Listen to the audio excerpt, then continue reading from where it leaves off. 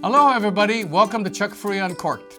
Joining us, as always, Ariana Suchia, the Gram Som. Aloha, everyone. Glad to be back for season 2. Can you believe it's been 2 years? It's been an amazing ride, guys. We've asked so many questions and received so many answers. So I'm so ready for this new look and this new content. New questions, new answers. You know, we can delve into things like wine and food. Absolutely.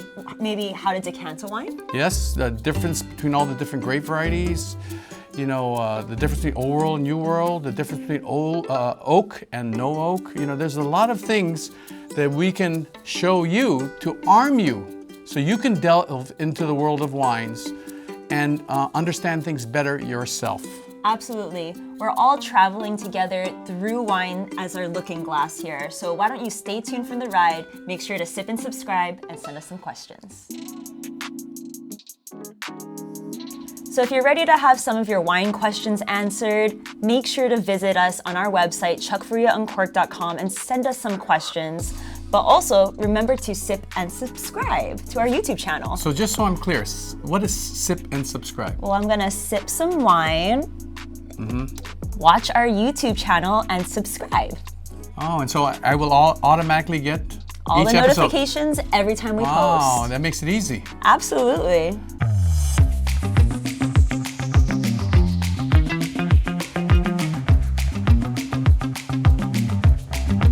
For our first lesson, you know, I'm hoping that Ariana can taste this wine with us, and then we can understand what she sees in this wine. Then after that, we'll go into the lingo on the bottle so you can understand with each wine what the label says, because each label is very different. It can be very confusing, Yeah. so we gotta break it down for sure. But again, the goal is to show you what's possible. If you watch our podcast, you can learn all these nuances about wine and taste wines you never would have considered before. Is that safe to say? What he's saying is, if this girl can do it, so can you. Is Exactly. basically what There he's you saying. go. So let's break this wine down. Absolutely. I'm really excited because I've never had this wine before, and from Have you had a wine from the region before? No, and I also haven't had a Baga grape before, so Okay. I'm very, very intrigued. It's starting off with a really fun color too. It's not quite purpley black, it's more of that bright red ruby, but just a tinge of almost like barely a magenta, but it's a very bright, beautiful wine, and it's not too turbid. There's not a lot of haziness, it's just clean and bright. Yeah, Looks but like a the other thing cranberry. that's remarkable is you can see through it. It's not a black wine. Absolutely. So you could see through it, so it's not a super thick skin, you know, Yeah, when I roll pigmented around, wine. there's not a lot of staining of yeah, the tears. so I don't expect this to be a heavy wine just from looking at it, right? Absolutely. Okay. On the nose, it has a rosy, not as quite as aromatic as maybe some of like the dolcettos that we've tasted in previous episodes, but there's this nice rosiness, a nice florality, but there's a good amount of earthiness here. And especially now that I'm drinking it on the palate too, this wine is about earth, but it's also uplifting. It's not heavy on my palate. Right. It's not overly unctuous. It's not trying to, maybe if I had food, it's not trying to overpower the food either. If I could just go back to the nose, again, I'm not sitting there smelling cherries, raspberries, you know, like a lot of New World wines, you know, blackberries. I'm not smelling fruit. I smell earth, and I smell a muskiness. And I smell a sun-baked rock kind of smell. So this is telling me this comes from a warmer growing area. That's what I smell. I don't smell a lot of oak. It's not overdone, it's not loud, it's not, you know, showy. It's just kind of reserved, and it's just there, and it's just transparent to me. For sure, and also for me, usually when we're drinking wines, we use refreshing for a lot of our crisp, refreshing white wines, but I actually find this very refreshing too. Yeah, it's got that sour cherry kind of middle to finish on it. You know, it's got that perkiness, that little bit of nerve, but at the same time, I find it very delicious. I find it very charming and forward. I don't find it off-putting with rusticity at all. You know, for the average just drinker. enough, yeah. Most people, sometimes when they smell rustic res, they sit there and go, ooh, there's something wrong with that wine. Stinky. This is not the case with this wine. It's still very earth-driven. It's still very rock-driven. It's still very, old world-driven, but it's just not overly done. So for the person that's just getting into wine, this wine, I think, would still be okay for you. speaking about getting into wine, let's start to break down this really intimidating label here. So first of all, we're gonna take a look at, this is, I believe, the name of the wine, right, Yes. Chuck? So this is the Lagar? Lagar de Baijol. Right. Baijol. We're working on our pronunciation here at Uncorked as well. And then we have the Baga grape, which I've never had before, and I'm really excited. So is this your favorite type of... I think Baga really excels in the next thing you're going to point out, which is the wine growing area, the region. appellation. Yeah, it's called Bairara. Barara? Yeah, and Okay. Baga is most famous coming from there, which is part of Portugal, by the way. I don't know if I mentioned that.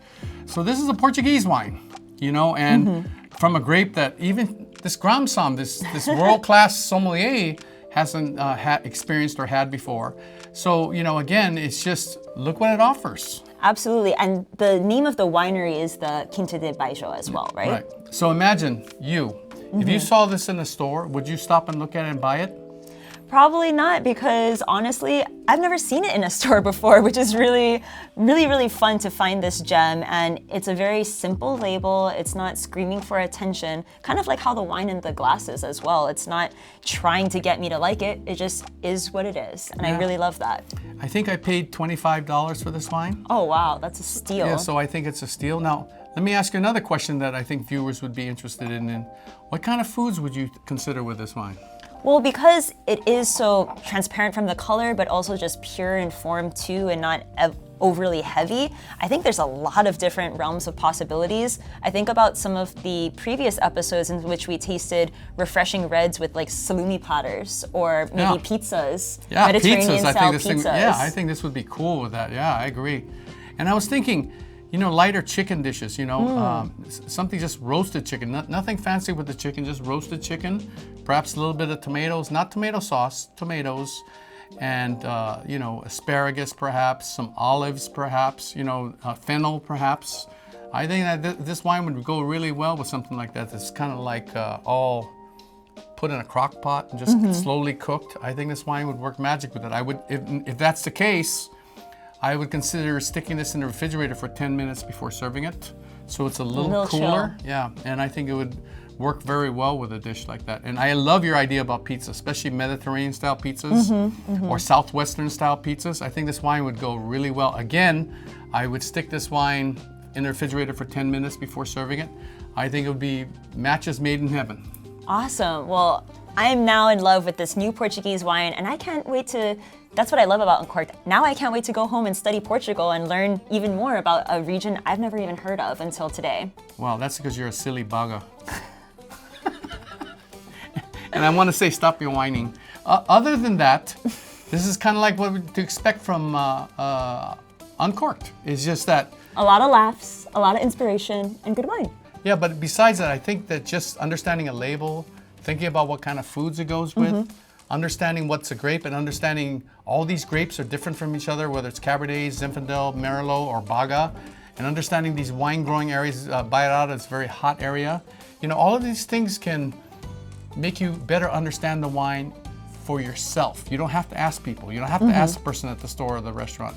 Just with looking up this wine, trying it, then looking it up online, and then see how it's defined. And there's so much information on the internet. Now you have a new experience to explore. And something to share with friends. Yeah, and that's the main thing, right? Absolutely. I hope you enjoyed this episode. Thank you for joining us. We look forward to seeing you next time. Cheers. Oop.